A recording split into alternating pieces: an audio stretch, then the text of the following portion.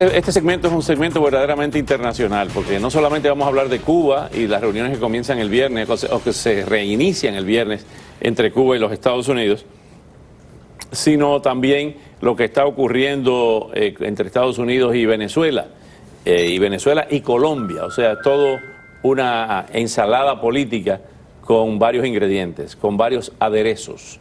Y tenemos para este segmento a Orlando Luis Pardo Lazo, escritor y fotógrafo cubano, creador del blog Lunes de Postrevolución. Gracias, Orlando Luis, por regresar al programa. Y Juan Antonio Blanco, historiador y analista político. Hubo temas pendientes en su última comparecencia, que fue el tema de la posición de la dictadura cubana, inconmovible en cuanto a lo que ellos llaman sus principios.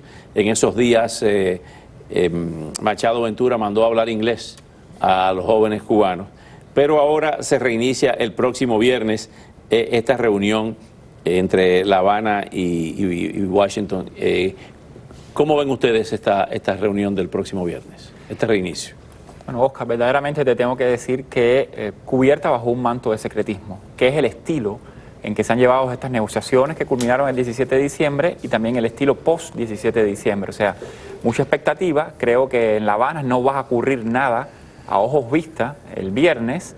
Una pequeña declaración, más parca en el caso del gobierno cubano, tal vez con un par de líneas para que los periodistas podamos hacer algo por parte del Departamento de Estado, pero es un proceso que está comenzando ahora, que al castrismo le conviene que sea largo, con tensiones, con dimes y diretes, y me parece que en estas negociaciones es que comienzan a darse esos pasitos, y por la política de secretismo que se ha estado llevando no nos vamos a enterar de mucho. Juan Antonio, Cuba en el tema de campaña. Donald Trump dice que apoya el acercamiento con Cuba, pero que lo hubiera hecho mejor la negociación. ¿En qué medida este tema de Cuba utilizado en la campaña puede gravitar sobre las conversaciones entre Washington y La Habana?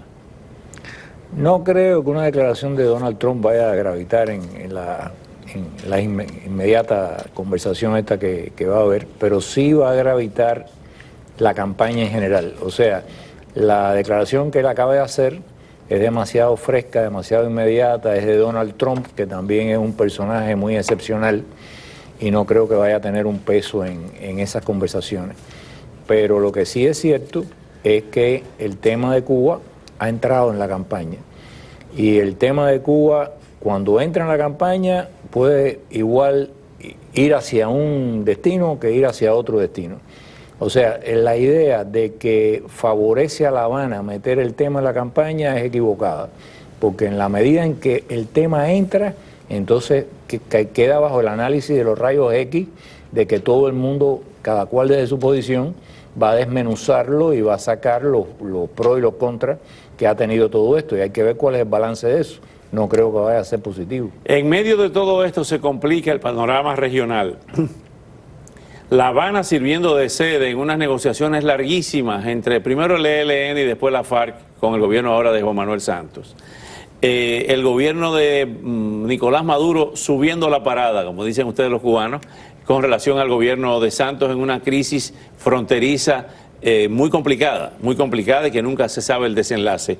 Y por otra parte, Estados Unidos, dice Roberta Jacobson, que busca una relación pragmática porque John Kerry llamó a la canciller venezolana. ¿Cómo ven ustedes todas estas variables en estos escenarios? Un verdadero laberinto. Estados Unidos cada vez está más débil en la región.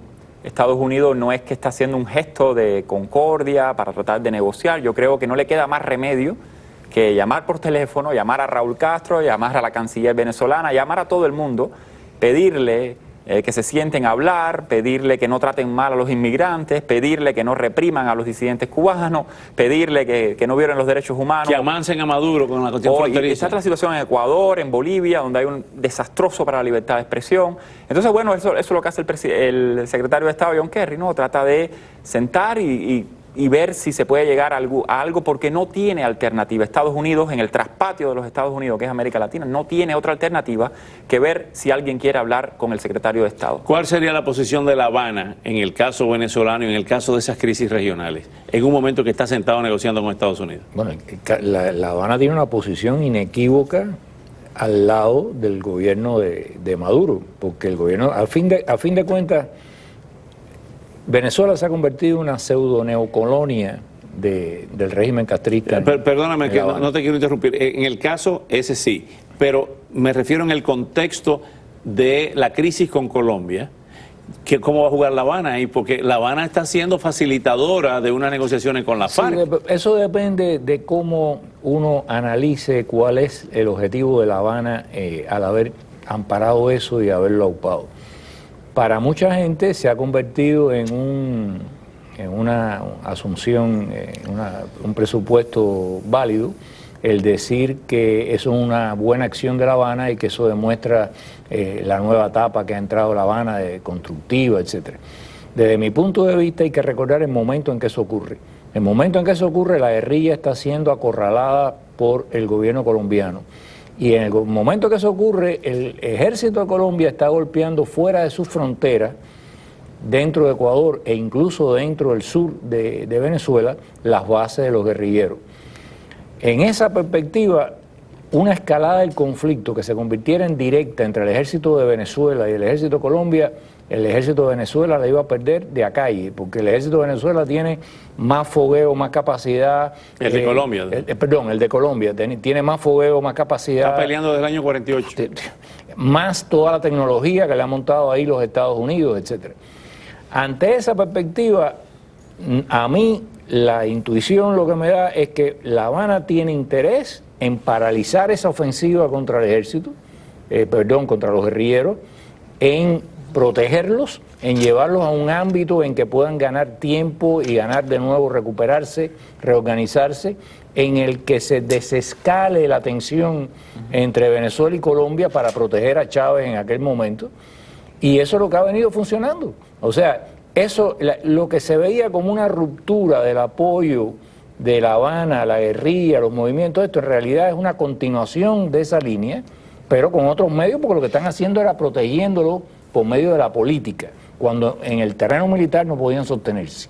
Esa es mi conclusión de eso. Orlando Luis, entre tanto, dentro de Cuba, en lo interno, no hay posibilidades de que Estados Unidos pueda ejercer una mayor presión para que haya una apertura política, para que haya más respeto a los disidentes, a las damas de blanco, a los opositores, y haya un crecimiento ostensible de las redes de comunicación, sí, que implique un mejoramiento en cuanto a la libertad de expresión en Cuba. No, sí, hay todas las posibilidades del mundo. Lo que no hay es voluntad política en Washington para presionar en el tema de las nuevas tecnologías en Cuba, de los derechos civiles comunicacionales del pueblo cubano, y por supuesto, menos hay voluntad política en Washington para presionar en el tema de los derechos políticos de los cubanos.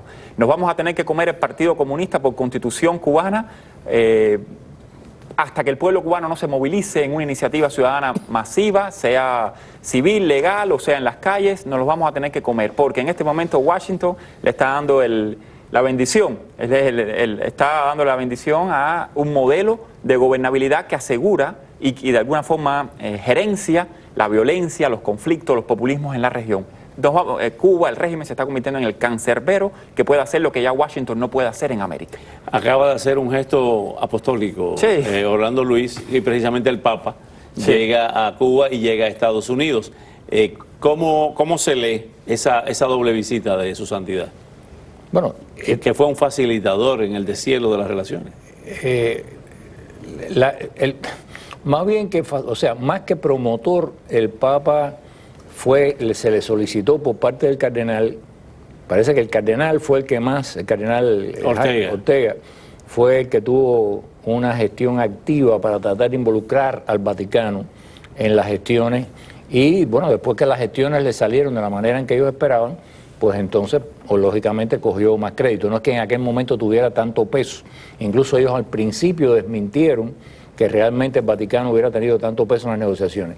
Pero ahora parece que sí viene dispuesto a tenerlo en esta segunda fase. O sea, en la primera fase, que ahora concluyó con el deslizamiento de las banderas simbólicos en un lado y del otro, en realidad la Iglesia fue un elemento simbólico en el medio de eso. Pero lo que ahora vamos a presenciar es el lobby activo del Papa en el Congreso para que se derogue el embargo y que el resto de las medidas, que por cierto, tú hablabas ahorita de las reclamaciones y Orlando Luis lo decía también, Es lo más curioso. Yo me estaba leyendo, antes de venir al programa, las noticias que tenían que ver con esto del viernes, ¿no? Las negociaciones. Sí. Y había una noticia en El Mundo que terminaba con las cosas que están pendientes a ponerse en la mesa. No había una sola que el periodista recordara que fuera americana. La base de Guantánamo, el embargo, o sea, como los americanos no han dicho, a menos que me atiendan en este problema que están sobre la mesa, nosotros no vamos a mover tales otras fichas, ni siquiera el periodismo internacional, a la hora de decir qué cosa se va a poner en la mesa, se refiere a los intereses americanos.